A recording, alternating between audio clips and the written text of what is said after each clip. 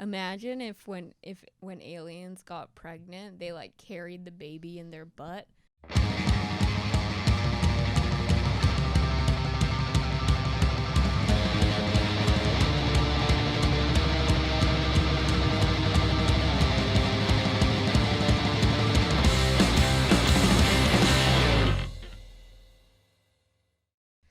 Welcome back to Show Me Yours podcast with Jackie and Jonny. I'm Jackie Agnew. I'm Jonny DeVito.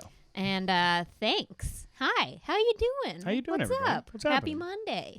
Yeah. Thank you for listening or watching or Yeah, man. whatever you're Lady. doing right now. Sure. Lady. Hey, lady. Hey, lady.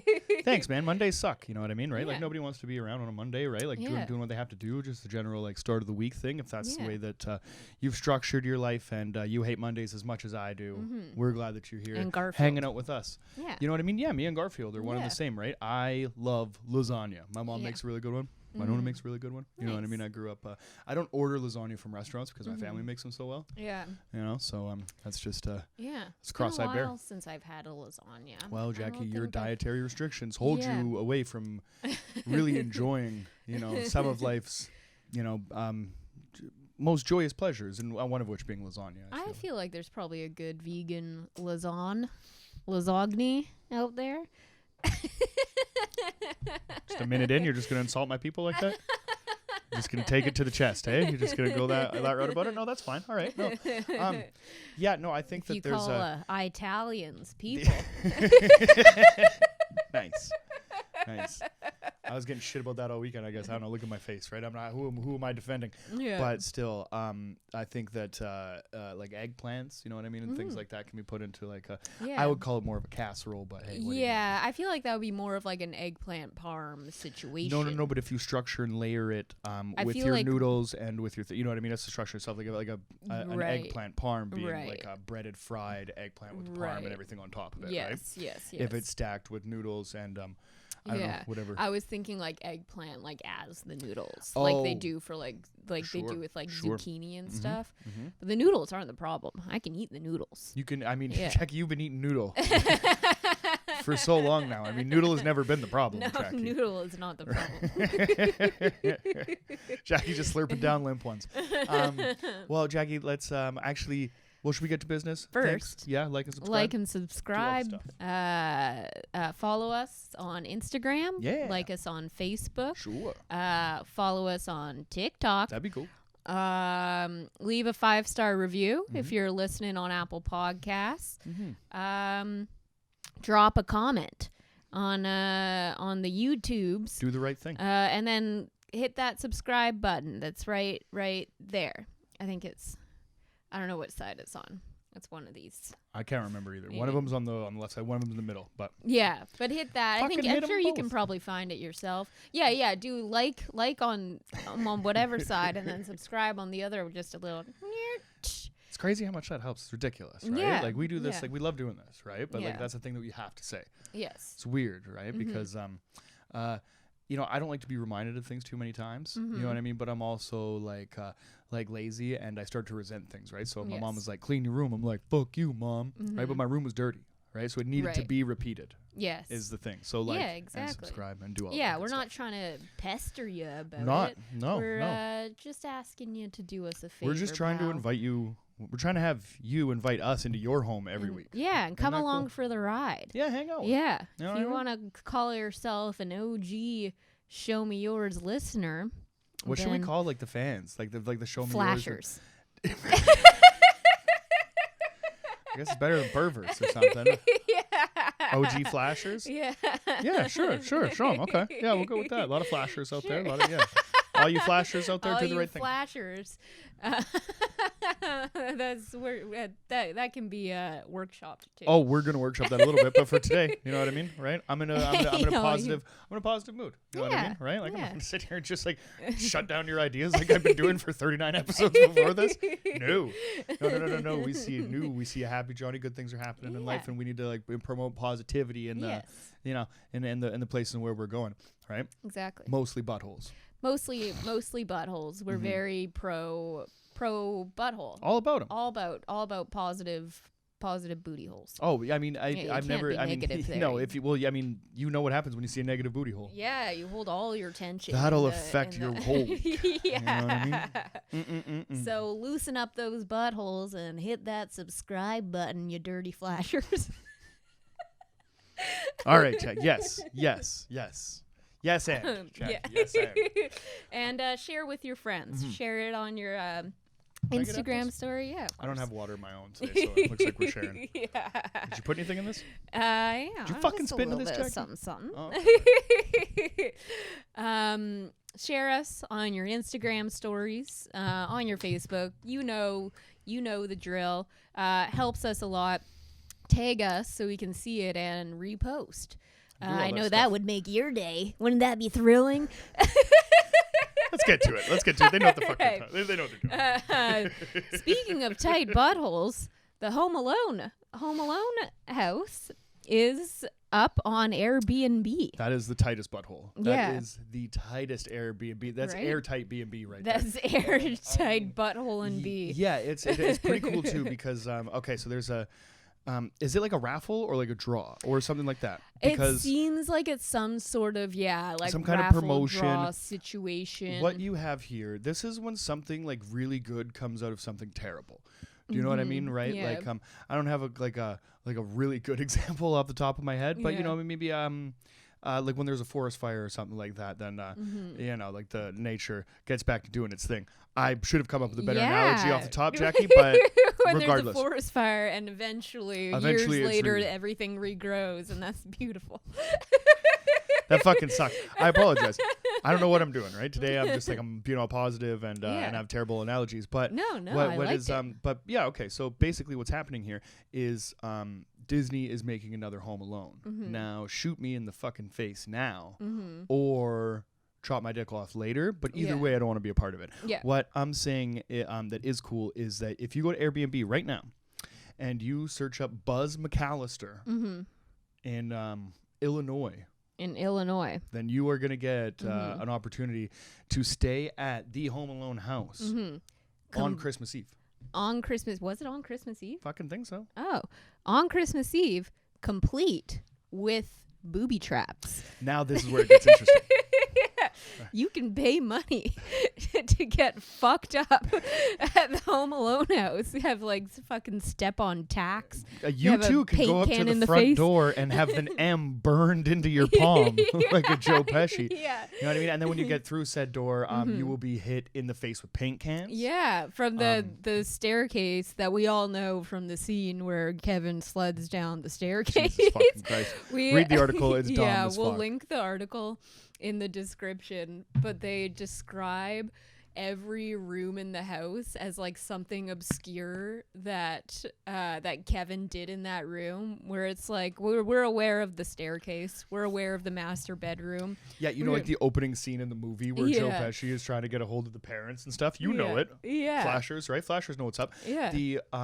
The audacity to think that we're Yeah. not going to know that the Yeah. front foyer of the McCallister household has a staircase or not. I mean, hey, what are you going to do, right? That's Yeah. journalism sucks nowadays, right? That's what Jackie, we might as well be fucking journalists, Yeah, right? The way yeah. that We these are. doofuses are playing. We absolutely are. Yeah. You know what I mean? Get all your news here and you heard it here first, ladies and Yeah. gentlemen. So if any of you win the opportunity to stay at this house, I think if you heard it here, then you should at least reach out to us to see if we're available, because Christmas Eve we could cancel. Yeah. We could cancel some plans and go and I guess just Boot over to Illinois. boot over to Illinois real quick. And would it be is that the entire Christmas Eve is just you trying to get to bed? I guess so. Right? I You don't have to, understand get through a how labyrinth it's set up. Yeah, they just said booby traps are involved. You're going to be there with presumably a bunch of other people you don't know. Oh, so they're probably renting out each room and stuff like Yeah, that. it's going to be hosted by Buzz. Mm-hmm. And hey, if you're worried about your safety,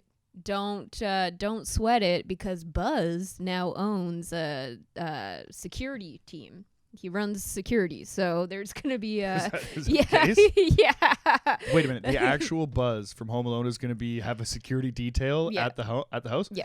Just in case Joe Pesci and the guy from Bushwhack show yeah, up? yeah. Okay, There's gonna be alright. security on the premises That's rad. because that is what Buzz does now.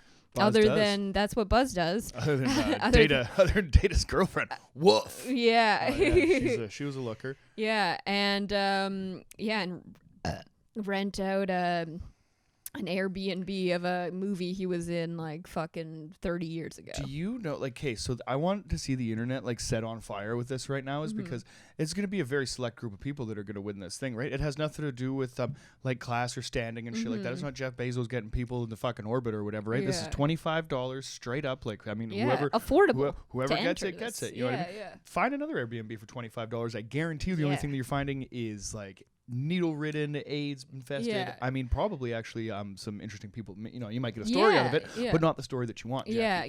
And what we see here is a prime opportunity for the internet to like light up because if say there's only 10 people that get the opportunity to stay in this house, what you then have now is like an army of people outside trying to get in. Yeah, and that's where the security detail comes in. Buzz getting fucked up. Sticky bandits, wet bandits. Bandits. On another note, if you do win, say you're on the team that has to stay in the house, and you have to stay in the attic upstairs, is there going to be a little kid up there with glasses that wets the bed? There should be, because like if you want the real movie experience. Now, like me, not into it, right? As soon as I see a little kid in bed that hasn't, that's peed it, I'm like, already know this is not my thing. Like I want to be in the bed while it's being wetted. Right. Yeah. Of course. Yeah. It's like bringing. It's like boiling. What is it? Like boiling a frog. It's like boiling a frog. You bring up. We're number one for analogies this episode, right? This is awesome. Okay, no, but I think you're on something. Like you start with it in the pot, and bring up the heat, so it doesn't know what's going on. Yeah, and it just adjusts. If I'm sleeping with a prepubescent stranger, right? You know what I mean? And I'm in the bed when the peeing happens. You know what I mean, right? Like I'm probably gonna stick around. You know what I mean? Yeah, right? just to see how. If I'm already in there, or wait, but what's the other side of that? So if I get in. And it's already wet. And it's already wet. You're like, whoa! Wait a minute! Whoa, you little freak! Look what you did, you little jerk! You're wetting the bed. Oh my god! Fuller wets the bed. Everybody knows that. Yeah. Everybody knows that. Not that we condone getting into bed with little children. We're not Peter Grant. It's never been a thing. It's never been a thing. Yeah. You know what I mean? Like, I don't even know why we'd even be associated with something like that, right? Like, we're just here, for the giggles and the chuckles. And honestly, sometimes you throw something at the wall, it sticks. Sometimes it doesn't stick, right? Yeah. Like, we're gonna let the future decide. Yeah. Sometimes it slides. It slides like a little kid's urine. Down the leg of Peter Grant. Of Peter Grant. Ideally. Yeah, in his dream world. That's why he told us this. This is his words, not ours. We're the fucking words. Just bad friends at this point. It's not like he fucking listens to the podcast. I know, which is great. But I want one of the flashers to clip it and send it to him. Be like they're talking major shit every week.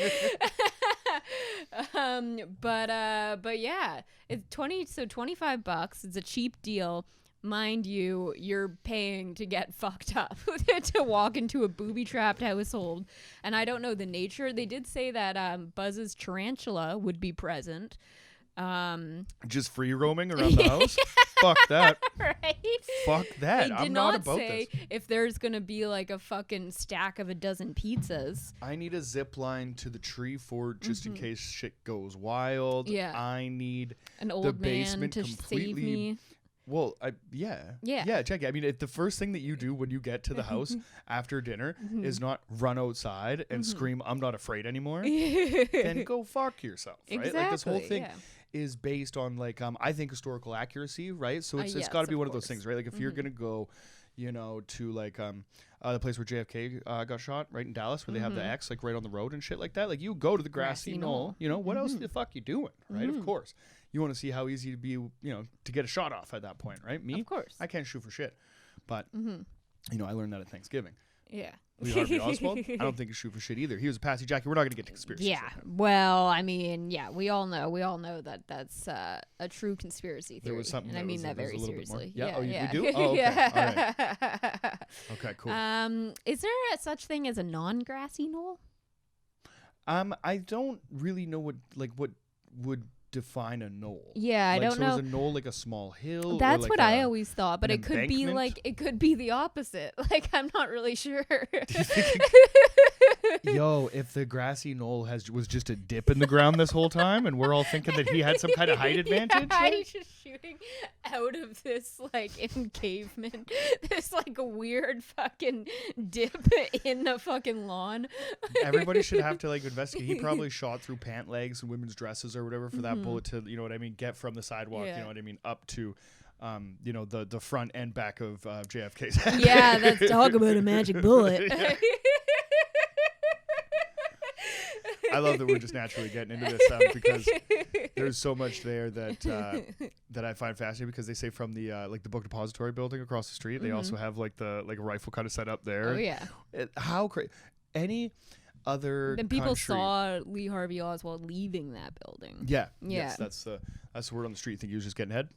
Right? Probably. I mean, in that time, like if he was just trying to lucky. sneak off, you know what I mean, for a little you know, maybe he's going to meet a friend of his, have a little, you know what I mean, a little homosexual rendezvous in a time that was frowned upon, right? So you go to the library where nobody's going. Yeah. You know what I mean, right? Get a quick little HJ, you hear a shot crack off. You're like, wait a minute, I didn't come to the library to get shot. Yeah. This is before, you know what I mean, all the mass shootings and stuff like that. You know what I mean? Yeah. But still, like, you know, I mean, this guy's gonna run away. Probably gonna run away from trouble, right? And then I mean, you see a guy flustered. You know what I mean? Maybe he's gonna get caught giving a hand job in the library things. Yeah. And then he comes out and he's all sweaty, and they're like, "Why are you acting all suspicious?" Yeah. And he's like, nothing. Nothing. They're like, "Did you shoot the president?" And he just looks over at the guy that he just gave a hand job to, and he was like, "Yeah."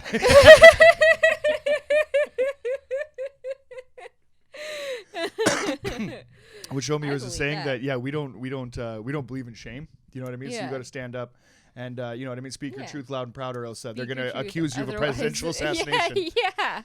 You should there's this book all about the history of the CIA, and then it eventually like culminates on the JFK assassination, and it talks about like the Dulles brothers and like their history and shit. And anyways, it's called The Devil's Chessboard. And if you have any inkling of curiosity or fascination with or doubt about the JFK assassination, I highly recommend it. It's a pretty big book, but it's so worth it. Can we get some some cliff notes or something like that? I mean, just like you know how it's so comprehensive and detailed. Yeah. I mean, I can lend it to you, but it's you have it? Yeah, Oh, cool. yeah. It's a pretty big book. It's like it's probably that thick, but it's super interesting. Flashers know that, you know what I mean. Yeah, I like them. yeah. I like keep them tight, 350 Yeah. pages. You know what I mean. I like to burn them out. I'm terrified by anything that reaches into the 400. It's real good though. Anyone out there who's a reader, check it out. Yeah, I assume some of you read. Yeah. Well, from the CIA, what do you think? What do you think is your favorite or most interesting like cover up or government conspiracy? What's the story that you like the most? Well, I mean, it would probably be the JFK assassination, because I think it's like a real life conspiracy. Oh, absolutely. And I like ones like that sound crazy, but like the more you learn about it, the more like the official story is the conspiracy theory, you know? Like the idea that it was just like a lone shooter, like that is the crazy thing that like everyone's just supposed to believe. Fascinating. Yeah, They were set to or scheduled to release documents very recently. I think a couple weeks ago or something. And Biden put a stop to it. What you hiding, Biden? Which is a little what you hiding, Biden? A little suspicious. Just a saying. little spish. Yeah, between you and me. What's your favorite government cover up? I'm fascinated. It's got to be UFOs for me. It's got to be. That's a good one. You know what I mean? Just so much. Yeah, especially since like we've recently gotten some admission. From the government. Yeah. It's kind of a nice. Things have been bubbling up. I think, and consistently, kind of. It's just in the zeitgeist for my entire life. I think the X-Files really sparked a healthy fascination as a young kid. Maybe even the Treehouse of Horror episodes in The Simpsons. You know what I mean? I fuck with those guys too. Shout out to the Galgamex. from South Park, but all of that stuff kind of like culminating to the fact that there are constantly suspicious sightings. And one of the things about like UFO study is that if they're not extraterrestrials, then like what is the government working on? And like so like also technologies that exist that we don't know about. And you know, like if it's not aliens, then there's some crazy shit that we don't know about, because so many of the accounts from people all over are so similar of like seeing objects that all of a sudden go at like a right angle at like an impossible speed, like so many like accounts like that. And like so many like in the fucking like in the US Army, like there's so many people just like training that see weird shit all the time. Credible experts, you know what I mean?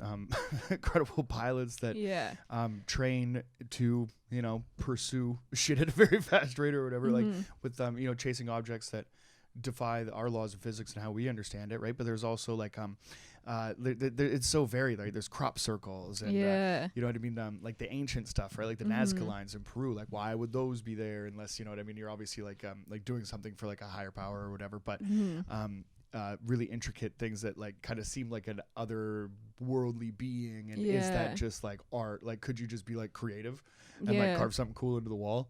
Or because like everybody now is like, look at that, it's clearly a fucking helicopter in Egypt. You know what I mean? These, like, there's a few hieroglyphs that that really stand out as like, this is clearly like a modern like Apache helicopter, right? And this is clearly like you know what I mean, like a what would appear to be a spaceship. And there's one I think Aztec hieroglyph where it's like it's just called like a man in like a rocket ship or something. So it's basically this dude who's kind of sitting with his seat kind of back at like an angle, you know what I mean, as if like he's sitting in a rocket ship about to, you know, be launched into space, and he's kind of like manipulating all these like, you know, weird little what appear to be like cranks and dials and stuff like that.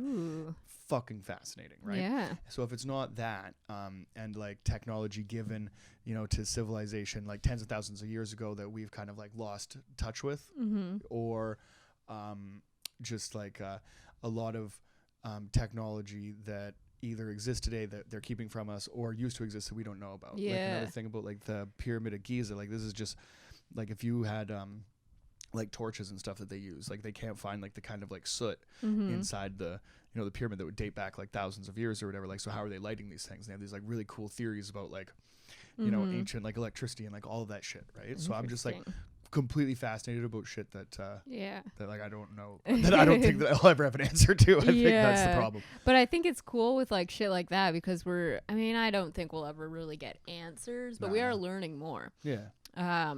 At least about like shit that people have seen that, you know, they're finally the old government is finally admitting to. Did you see the all the drones that like flew together and made like a QR code in the sky? No. Can't remember which country did that, but fuck? Yeah, so it's basically like you know, if you look out your window or whatever, all these little drones are flying in the sky, and they just like you know, they configured themselves to make like a QR code. Right. Now like imagine if they could like do something like if like holographic, you know, capability or whatever was like the like if the alien that we saw was actually like an alien or like a government projection. Jackie, it's all in my head and it's crazy.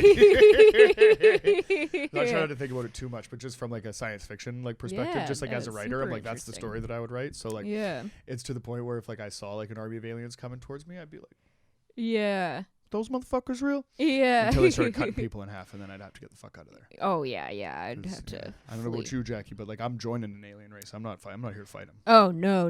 I immediately submit. Yeah. Oh yeah. Yeah. Like you can have probe humans. Away. You think you could have humans' backs? Yeah. They've never had our back. No. Except for the Flashers. We love you. Except for the Flashers. Yeah. But like we can get on the ship together too, because like, I'd also like to just like see what space is like and shit. Yeah, I would like to meet some alien folk and, you know, rip around up there. What do you think? What are you thinking first? What are you thinking first? The problem that I think of is like any alien like reproductive organs would be like weird, right? Like if you could find, I don't know about like a cool like I don't know like like dick or butter or a vagine. Could Or you find vagine? that in the fucking I don't in know. space? Yeah, I haven't thought a lot about alien genitalia, but You lying. that'd be a cool lying. band name though. Alien genitalia? Genitalia. What's up, guys? We're alien genitalia from parts unknown. Yeah. That's pretty cool. Yeah. But yeah, I presume that they're not like like I don't even know how would aliens procreate. Like maybe they just like with their It's good radio. It's good radio. Jackie just, like, pointed touch- and made touch a. fingers. They just touch fingers. yeah, Well, like it they could have be- little like Well, you have to think about like what kind of life form that they are, right? Is it more like a reptilian kind of thing? They laying eggs and shit, or they, or that like mammals that like grow babies in their bellies and like have them live and stuff like that, right? There's so many different. Can't picture a Or pregnant might they be alien. like some kind of like organic living being? You know what I mean? That like has like a spore Yeah. seed situation. Wouldn't that be crazy? Imagine if when aliens got pregnant, they like carried the baby in their butt, and so they just got like a huge like badonkadonk. Jackie, and then why they aren't you just on the pooped it team? out. Like, why aren't you on the team for alien research with ideas like that? You know what I mean?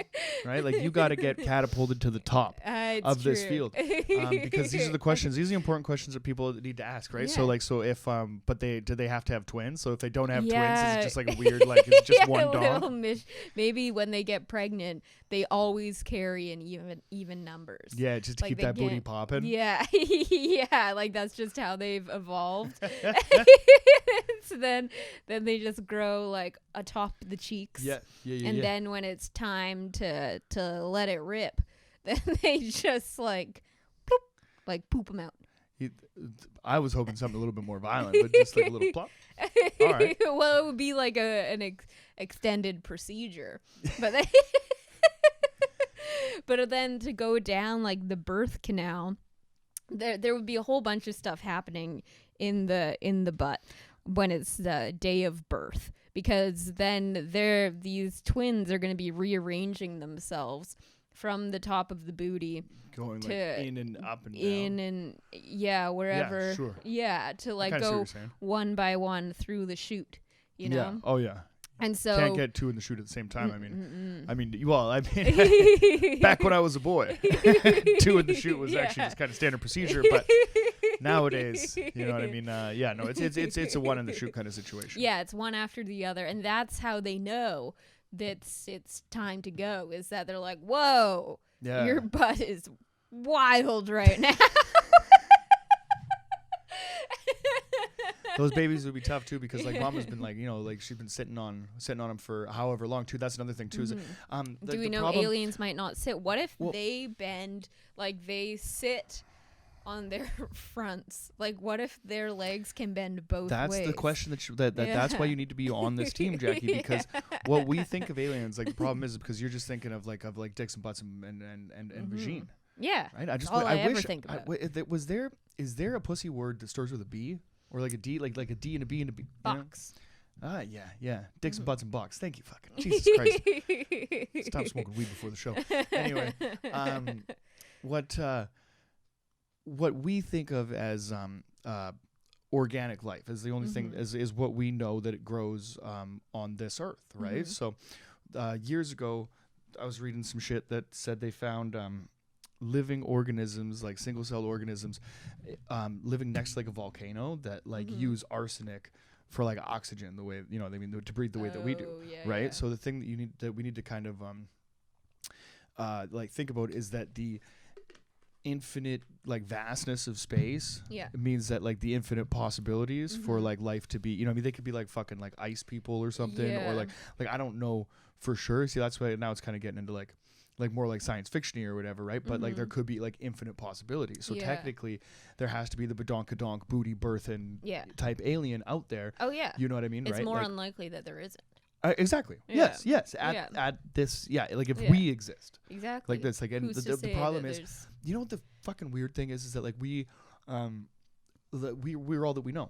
right? So we are probably just like the weirdest thing in the galaxy that's like all walking around. Like imagine if you saw something and there was like a life form and you'd be like, oh, fucking duh. Yeah. Like that's how you build makes something. so much more sense. Yeah, exactly. They come right? down here and like, what are these creatures? And they actually find each other attractive? Like, this is gross. yeah. They watch like human sex and they're like, what is happening? This is $1 billion industry. You guys watch each other do this? Yeah. Like, this is violent. You guys are fucking gross. I'm just saying, like, you have to just be open to any possibility when you're looking into stuff like this. You know what I don't get is why people are so obsessed with finding life on Mars when it's like that's so not. Like, we already know that there's life out there, so why do we give a fuck? There's, like, you're searching for, like, tiny little, like, organisms on Mars. It's like, totally sure, it's interesting, but why is that the obsession? I want to see, like, they have all these, like, pictures of, like geometric formations and stuff on Mars and stuff, so, like, not necessarily is there life there now, do I really care about, but I kind of want to see like was there life? Yeah, like really like explore like the landscape and stuff like that, and I think that you could do that with like much easier like resources and shit like that than sending like a fucking Mars rover over there that just rolls around like, you know, like 2 kilometers at a fucking time. Yeah, right. The thing's like pretty slow and we don't get like information from it, like, you know.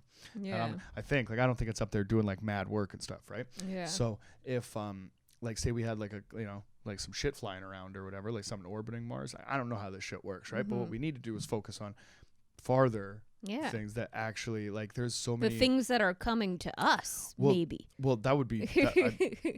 What's coming to us? Well, all the UFOs, all the. Oh shit! Yeah. Sorry, Jackie. Oh my god. Yes. I was like, what the fuck are you talking about? See, that's how much I think that like the government is involved in this thing. I'm like, wait a minute, do you know something? Because if that was the case, like I think that the best bet to look for life would be to figure out how to send something to one of the planets that were like close enough that it would be like most likely that there's some shit would be there. You know what I mean? Yeah, and it's just like the easiest one to get to. Yeah. They're like, we can go to the moon. We can touch down on Mars with no people. Yeah. But beyond that, we're no. Jackie, imagine waking up in the morning and your whole agenda is like, how am I going to get this dick sucked today? Right? Right. A little vulgar. Don't mind. Yeah. If you will. Yeah. I could go next door. Right? I could go next door and I could knock on that door and I could do everything that I can to try to get my dick sucked next door. Yeah. But that's not the most likely probability for me to find a blowjob in this 24-hour time. That's true. You go to the most likely place that blowjob might occur. Right. Right? And that's where you send your rover. Exactly. Or, in my case, penis. Yeah, exactly. You know what I mean? Right? Because if I, with 24 hours to live, here's what I do.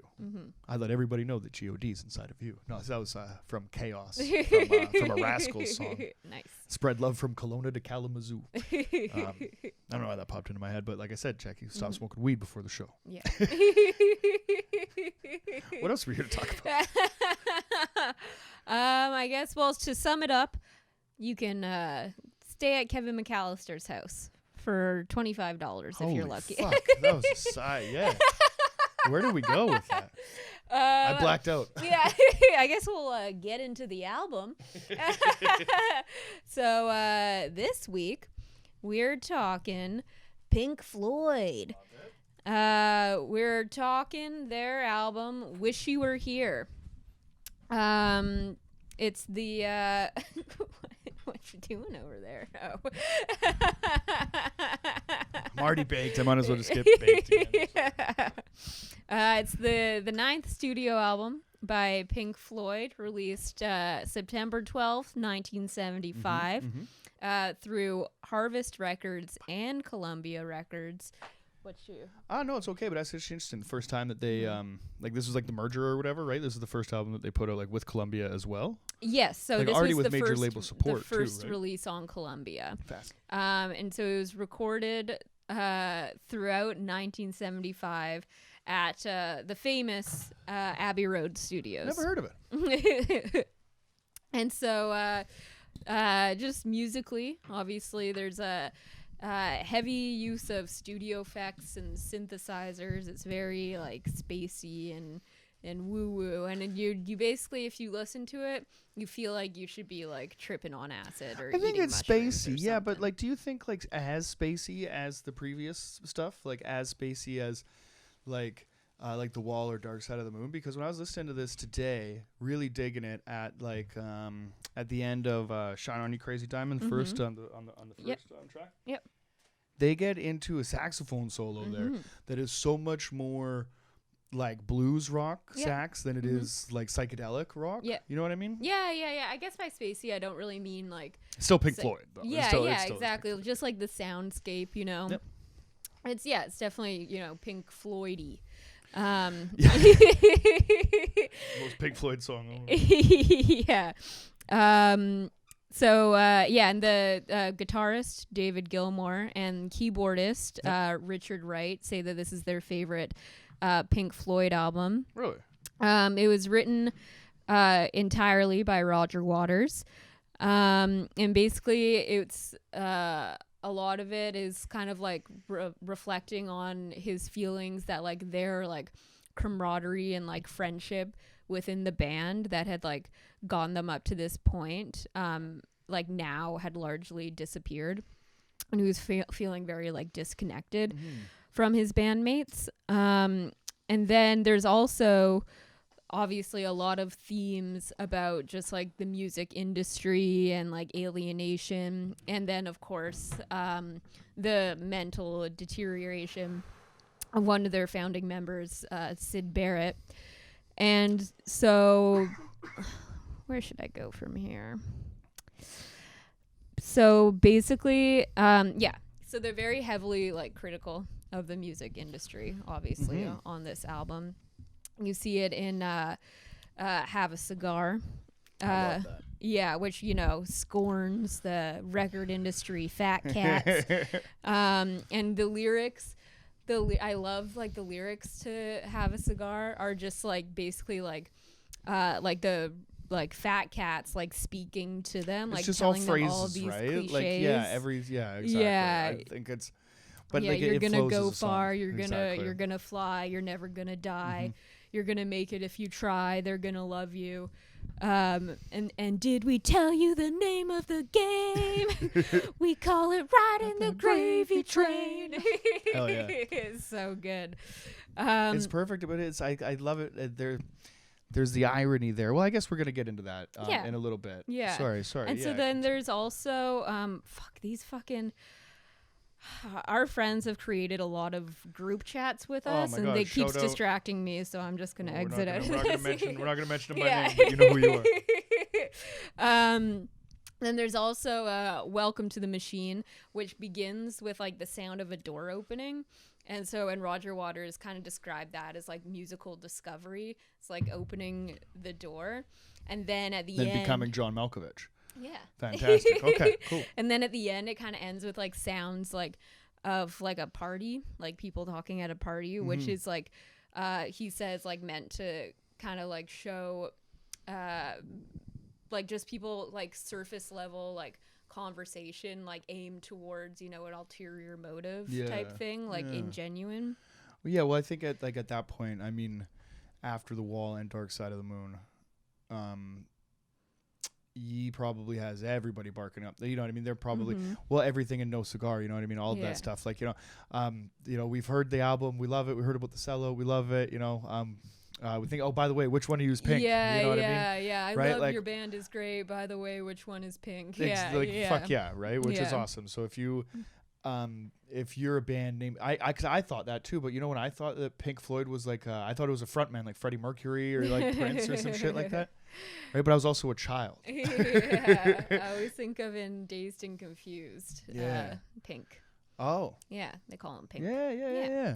And so they're super like hypercritical of the music industry throughout this album, but also at this point, like you were saying, they're very like deeply a part of the industry.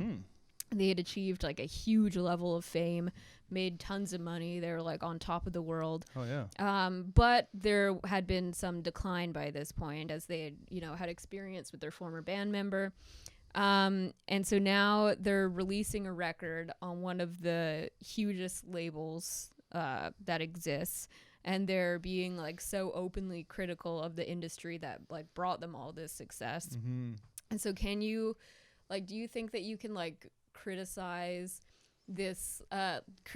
like a system while still like playing your part in it? And is it like hypocritical for people like at the top of shit at the top to then like shit on like the ladder that they just like climbed up? Or is it like more like helpful to people who are at the bottom for them to like tell you these truths? I think that it's the strangest thing, right? Because you're biting the hand that feeds. Mm-hmm. You know what I mean? And it sounds like disingenuous, right? For somebody to be it's like it's the classic like rich kid or whatever that, doesn't need to, like, whoa, that guy lives such a carefree lifestyle, like, so, he doesn't give anything. But if because if you feel like you have the support behind you, then maybe you can go that far. Or I think like the part of that argument that's always really interesting to me is like you take like Rage Against the Machine, right? Rage Against the Machine comes back and they're trying to charge like $180 per ticket. Like you fucking are the machine. You know what I mean? Right. When it comes to that, capitalizing on the nostalgia from like my youth, getting a payday for the band or whatever. Right. But is it still going to be, as forward thinking? Because like when the Rage Against the Machine that like I grew up with was, they were like in support of like a Mexican militant group that was like devoted to like overthrowing the government and shit. Yeah. And like for like a fucking top 20 band on Much Music, you know what I mean, to be aligning themselves with like any other like, militia group or like militant rebels in another country is some shit that I'd never fucking heard of before. And a lot of that stuff like really like went over my head, right? They were singing about some shit that was like so far advanced for me as like, you know what I mean, like a 12 or 13-year-old just getting into heavy music. Yeah. Right? So then when it comes with a message or something like that and like an active call to action, and you're like in a small town in the middle of nowhere, right? And so there was like that stuff is so important because you had Pink Floyd there from, the generation before me, and a lot of people were listening to that stuff. And like when I was listening to Pink Floyd, it was like on mushrooms and on, what I mean, right? Like I'm not really understanding like the genius and the depth of everything that they were talking about like until cool right now. Of course. Yeah. Right. But that those bands like that are so fucking instrumental and like almost like giving a kid that right, or like the right idea or a passage to go, right, or like reaffirming their their beliefs. And like I mean a lot of bands like Right or Wrong, I don't know if that's like a female thing, but it's like it's for dudes or whatever, you kind of like base your identity off of that thing. So if there's like a band like Rage or like Pink Floyd, they kind of like enlist these ideals, you know what I mean, into a kid that might go elsewhere. Same thing with punk rock, like, you know what I mean, all throughout the genre too. You have like like a straight edge, or you know what I mean, like all this stuff that is like say what you will about the people that are there, but like it's a really positive message. And like Anti-Flag or something, when you go to like that show, they have like local activist groups there, and ways that like, hey, like, do you want to get involved in your community and stuff like that, like that shit is fantastic, right? But the difference between like bands like Black Flag or Anti-Flag is they have to like they've had to put that work in for like a very long time. By the time Black Flag got the notoriety that it does now, where their H&M is selling their shirts, they're not even a fucking band anymore and haven't been relevant in rock and roll since fucking 1986 or something, you know what I mean? Really. Where Anti-Flag had to like make their own record label and really put that work in and really fucking stomps the ground, on a huge, tour schedule, right? Rage Against the Machine blew up fucking, it was like it was like the match, you know what I mean, that lit the fucking fuse and blew everything up like perfectly at the right time. That band got so big and did so much in such a short period of time, and they've kind of, and then now they're not a thing anymore. But a band like Pink Floyd, so, but the difference is that when you have bands that are on these major labels that are saying these like critical things about them, it's like whether it's like genuine from their perspective, like whether they're just cashing in on like Teenage Rebellion Yeah. or like these are their actual beliefs. Yeah. I don't think it matters because it puts those ideas into kids' heads that might not be Yeah. there before. You know what I mean? If I'm yeah. gonna be like altruistic about that, see, look at I'm being positive as fuck today, Jack. Might be the best point I've ever made on this show. Yeah, I agree. I do think that it is coming from a genuine place. I mean, like they're artists. Like I don't think that it's bullshit. And like Pink Floyd has proven that they're artists. You know, they're not like some I would say art sellouts. forward, art first. Yeah. And so, but yeah, there is also the element of like, okay, but you're making these songs and there's, you know, record executives sitting in the room with you. So there is that element of it. So you're still benefiting from what you're critiquing. And you're like showing your ass off, but your dad knows. He's like, oh, I'm going to let him do this. But like when I get you in the car, I'll smack the shit out of you. You know what I mean? Right? It's just like, it's like, how much are you really changing? Right? Yeah. And it's like kind of, it's not the same thing. Because it is like art and so it's more genuine, but it is like a little bit like when a like politician comes up, say like not to make it political, but someone like here we go. Someone like Barack Obama, who ran his whole 2008 campaign about it being about change. Yeah. And at the same time, he's taking donations from all of the same people that he's critiquing everyone else for taking donations for, and he's taking more than everyone else too, but that's besides the point. But it's kind of similar to you get these politicians that come up and say that they're going to bring change, but they're coming through the same system and being paid by the same people. They're profiting from this thing that they're critiquing, except of course Bernie Sanders, because he's punk rock. Well, yeah, but fuck, shout out to the Burn Man. But I think like the ship was like, regardless, because now it's like big business and capitalism or whatever. So I think that ship is gonna stay on course regardless. But like, just to like make everybody feel like they have a say in it, then they change the color of the flag to like red or blue every few years or whatever, right? So and that's kind of like the problem with like society or whatever, right? But like if you wanted a good fucking analogy, boom, there was one for you. If you are into nautical stuff. Nautical. Nautical. If you're into the nautics. Yeah, radical nautical. I don't fucking know. Stop smoking weed during the show.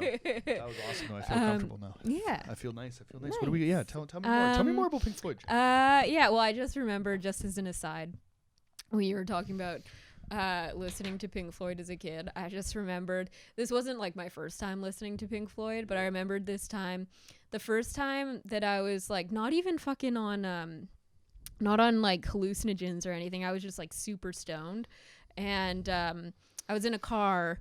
I won't say who was driving because, as forementioned, friend of the show, super stoned. You're driving in this car. I was not driving, just for the record. I was in the passenger seat. You're just gonna throw them under the bus. You're just throwing a mystery person right under the bus. You said we were stoned. Like you can't do that. But it's necessary. It's necessary to the story. This happened like 20 years ago. It's we're way past the statute of limitations. But I was in a car and super stoned, as has been previously established. And Comfortably Numb came on. Oh yeah. And I just zoned out. Like it was not my first time hearing this song, but it was the first time that I like really just like it like got into me, you know? And I just like really the song that goes, hello, is there anybody in there? That got into you. You were like, fucking I am here. I just remember being stoned. Did when they had asked if to nod if you could hear it? Yeah. Hi. And I like we're on this like back roads is like twisting and turn. It was like the environment that I was in was contributing to my state because I felt like I was being taken on this journey. Yeah. And I just remember just zoning out the whole fucking song, and then it ends and kind of like coming back to it and being like, holy fuck, I'm stoned. And the person I was with being like, I just realized I've been driving this whole time. Classic. It's an absolute classic.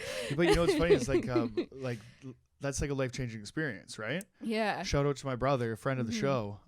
He had like his entire life changed one day, Jackie. I'd say for like the next, I don't know, month, 2 months or something after he went to Roger Waters' concert, kind of like playing a lot of the stuff off like, and I need to ask him what the track was there, but like he kept listening to Animals for like months straight. I got to listen to Pigs every time I got into his car. Like when I think he was eating mushrooms or acid or something like that when he was in there, but he was definitely doing psychedelics. And when he came out of there, he had such like so many stories to tell about the stage show. It was definitely hyper political. It was definitely around like the Trump time and stuff like that. So all of that stuff. I think like the pig that they fly around the arena, all that stuff. He was losing his goddamn mind. I think like a plane flew over during Goodbye Blue Sky or all that thing. Was this here? Like Rogers I wonder Arena if this here. was the concert that Sean got arrested at. Oh my goodness! Everything might come back to that. We could definitely. It'd be very easy to find out. But my brother was just chilling on mushrooms with his buddy Ty, and they, when he came out of there, my brother's not a very like, touchy-feely guy. I feel a lot more than my brother does. I'm not going to say he's not a thinker, right? But, like, my brother just gets the fucking job done. He doesn't get, like, bogged down with thoughts and emotions. Yes. You know what I mean? Yeah, Right? yeah. He's a fucking man or something, whatever those are made of.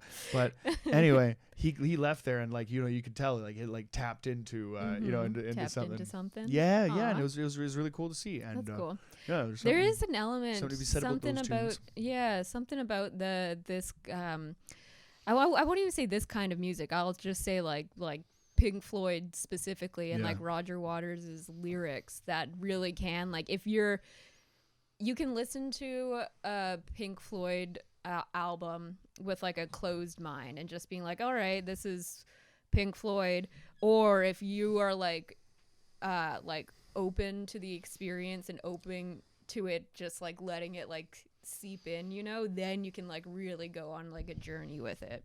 We sound like some fucking pod heads, right? No, there's like totally true, totally right. Like there's a lot of like psych rock and like like weird like spacey stuff out there that I'm like just totally not into. Or I mean, I'm sure there's a big bunch of stuff that I would be. I just haven't been shown it yet. But this there's something to be said about like this band and the shit that they did and the stuff that they kind of still stand for. Like I still I give it up for so so if Roger Waters isn't touring as like Pink Floyd or whatever, he's still playing like what I mean, like these hits or whatever, and like the spirit or whatever is there, and it's very much like fuck you and kind of aligned with the just like be a good person, but pretty and militant like imagery it sounds like, because that's how you got to get your point across. And I love when an old guy's out there saying like when Robert De Niro's telling Trump to go fuck himself. Like I've heard enough about it, but you still see when you see De Niro doing it, you're like, fuck yeah, man. Yeah, and like even because obviously like Pink Floyd has like a reputation for being like a psychedelic band and for people to take hallucinogens and listen to it. And I think like obviously just like the like we said, like the soundscape is just like trippy, but there's also like an element to it where it's like it's music where like it's if you're on like tripping on acid or mushrooms or whatever, it's like safe to like let yourself go and just like let the music take you for a ride. It's not gonna like freak you out. It's gonna get into your head, but it's not gonna be like too much. You know what I mean? Well, I mean, there's a part like watching the wall. I freaked out a little bit when watching in the wall, pool when the water turns red. You know what I mean? Like that part gets me a little bit. But like every time the pussy flower eats the dick flower, like you realize you're having fun again. Yeah. And like that's and like the I don't know, like the animation and like the imagery and all that stuff. Like I think Goodbye Blue Sky, when everything goes from like light to dark and stuff like that. Ooh, very cool, man. Very cool. Yeah, and so the That's title, like the whole catalog though. Yeah, we talked basically about everything except for like this record.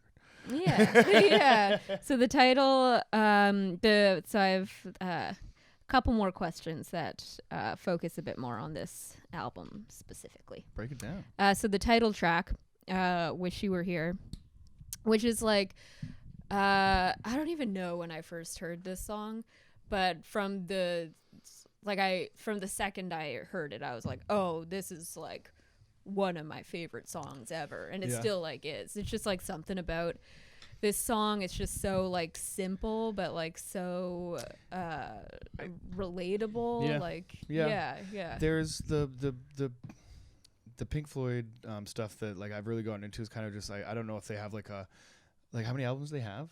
Oh, Is there a fuck, I'm not shitload, right? sure, I don't know, yeah. because like I'm just like pretty surface level, right? Like I Yeah. mean, like basically the hits, right? The Wall, Dark Side of the Moon.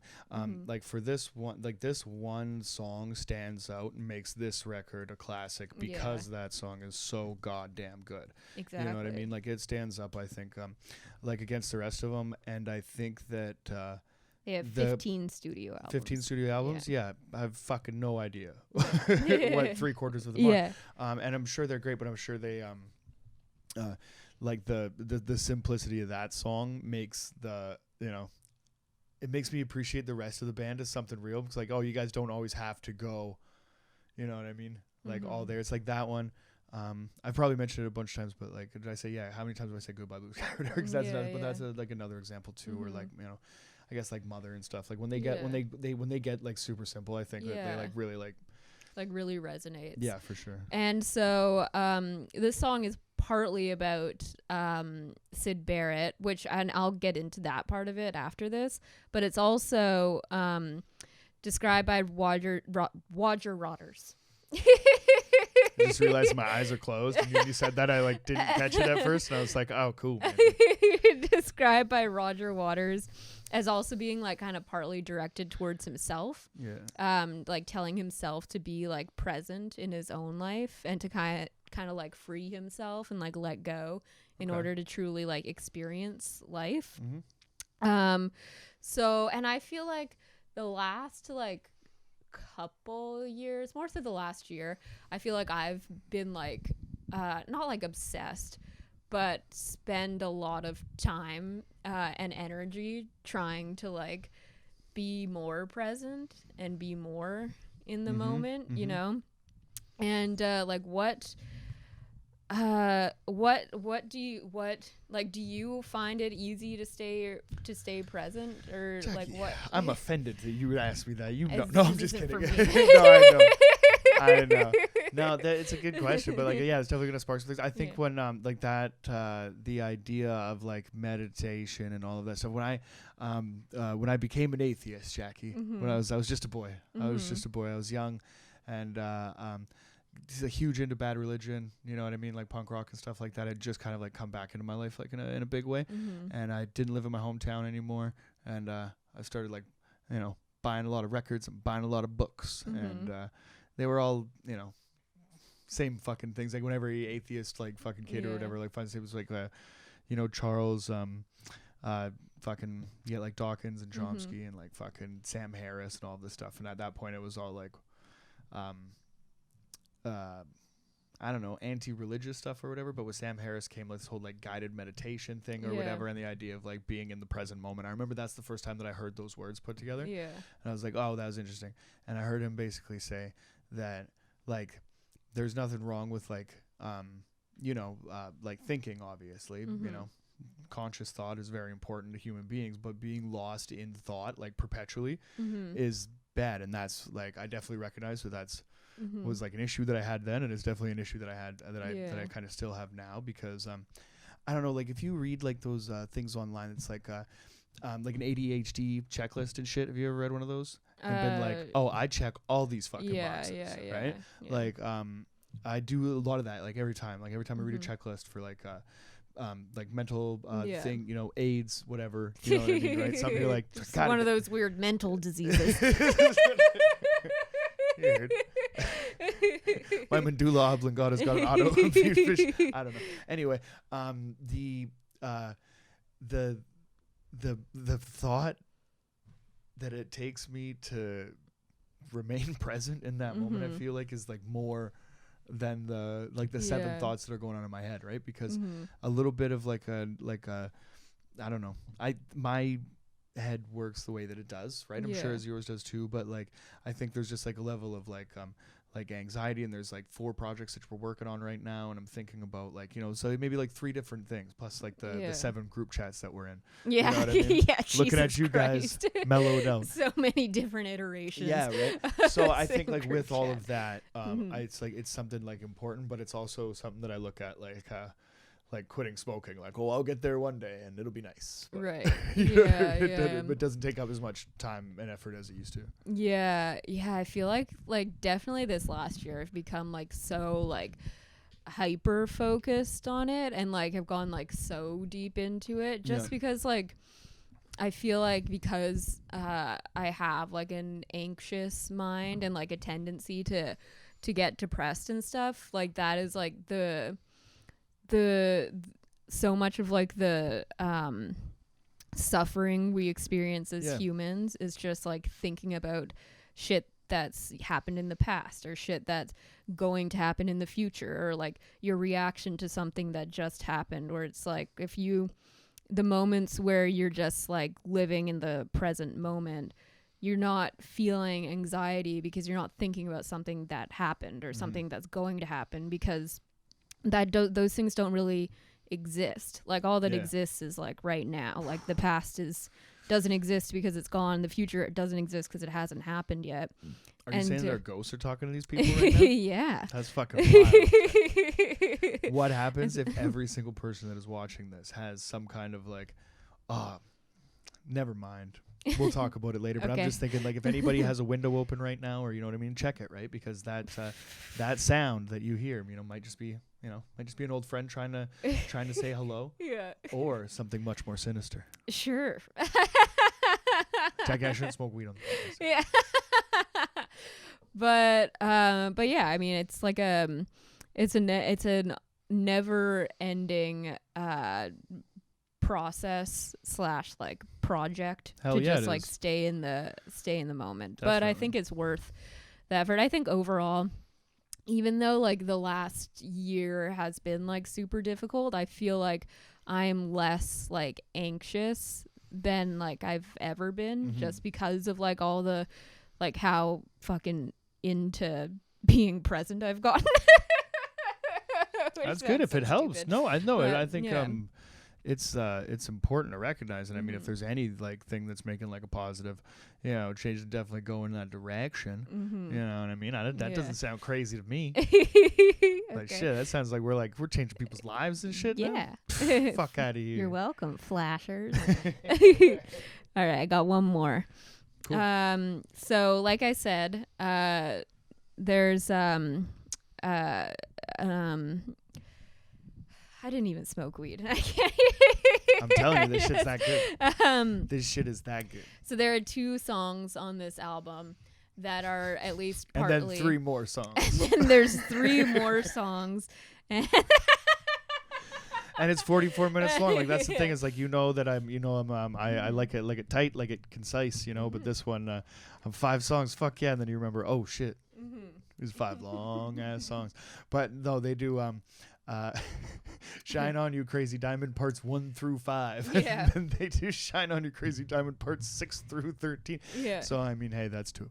But and 2 of those songs are written, at least in some part, with Syd Barrett in mind. So yeah, Shine On You Crazy Diamond and Wish You Were Here. It's a reference to his fucking lunacy. Yeah, by this point he had left the band and he was pretty much like completely mentally deteriorated. Yeah. And on the day that they were completing the mix for Shine On You Crazy Diamond, he actually visited the studio. And so he walked in and was like extremely overweight, like had put on a ton of weight, shaved his head, shaved his eyebrows, was carrying a plastic bag. Oh, as you do. And yeah, it's a good look. Yeah, and none of the band members recognized him. No one knew who he was. They thought it was one of them thought it was just like one of Roger Waters' friends that they didn't know, and then like most of the other band members thought it was like some sort of record exec that they hadn't met before. Weird. And then who's this executive with no fucking eyebrows? Yeah, but soon David Gilmour, the guitarist, recognized him and he was like horrified, and said that he was basically like delusional and like not there. And so the cover artist who was in the room when this happened said that like after he left, like a couple people like cried, like including Roger Waters, after like seeing him in this state. And they played him like a bit of the song Shine On You Crazy Diamond, but he showed no like signs of understanding this was about him at all. And it was the last time that they saw him alive. Holy shit.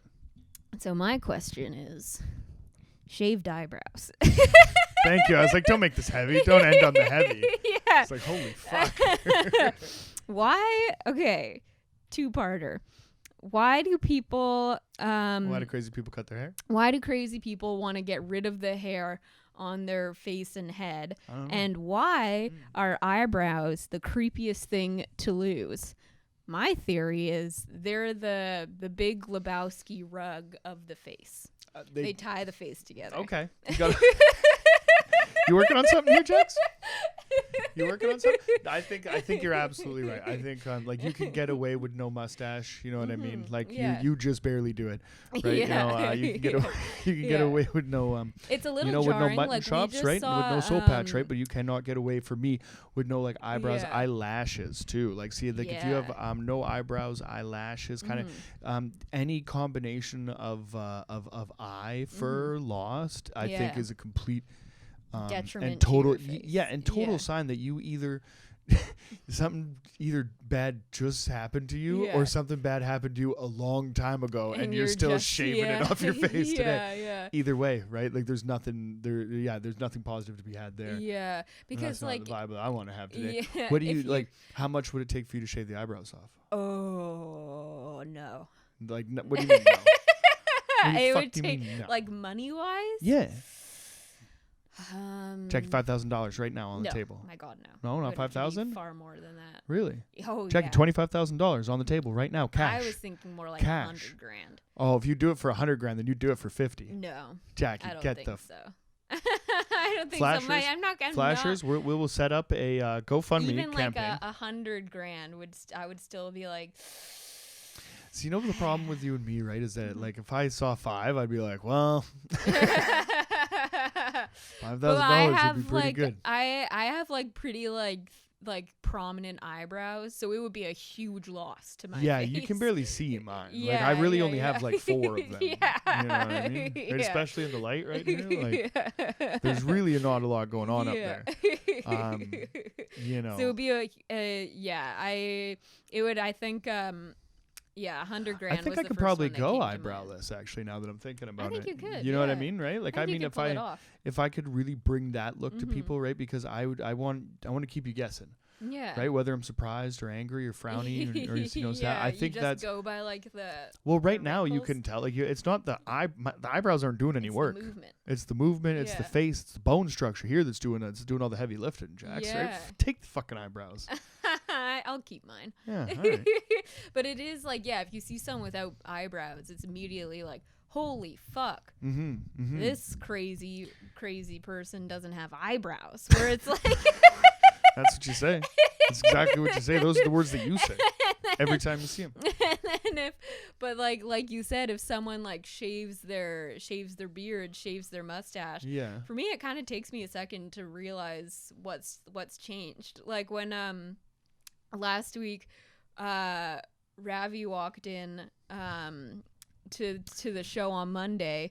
And I was like, something is different when he shaved, about his face. But I didn't realize what it was until someone else mentioned it. And I was like, oh, fuck, that's what it is. It was crazy. Yeah. It was crazy. I don't know if he was a watcher of the show or if he's even tuning in this late. But never do that again. Yeah.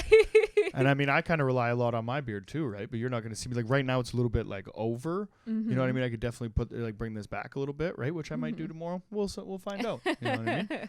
Right? But I think... like the important thing is that like I got a lot happening under here that I need to take care of before the whole beard comes off. Oh, I don't think the whole beard should ever come off.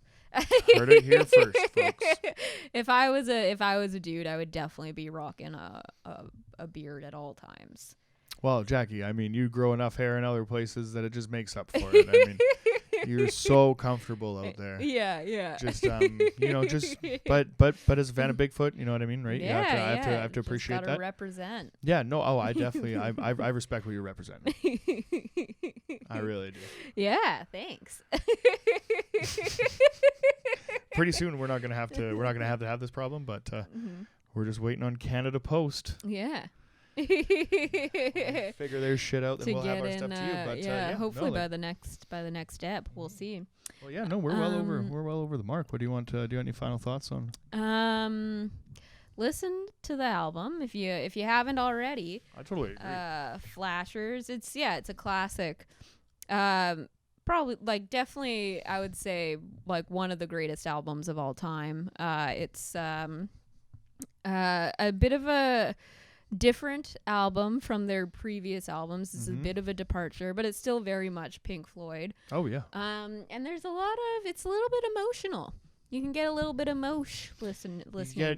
You get a good mix of everything, even though there's only 5 tracks. I mean, the thing holds together 45 minutes or whatever, right? So from front to back, you get some rockin' stuff. You get some emotional stuff. You get some fuck the man kind of stuff, and then and Wish You Were Here, which is, I mean, let's get serious, one of the best. Yeah. I'm sure if there was a fucking Rolling Stone list, it's on it for something. You know what I mean? It's like I'm fucking sure. iconic, and it's one of the best of us. Yeah. I agree. So, and good hey, pick, Jax. Good pick. check out the McCallister house. Check out the McCallister house, and maybe you might see us there climbing through them windows.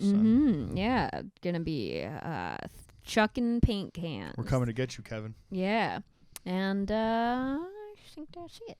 Yeah. Bye.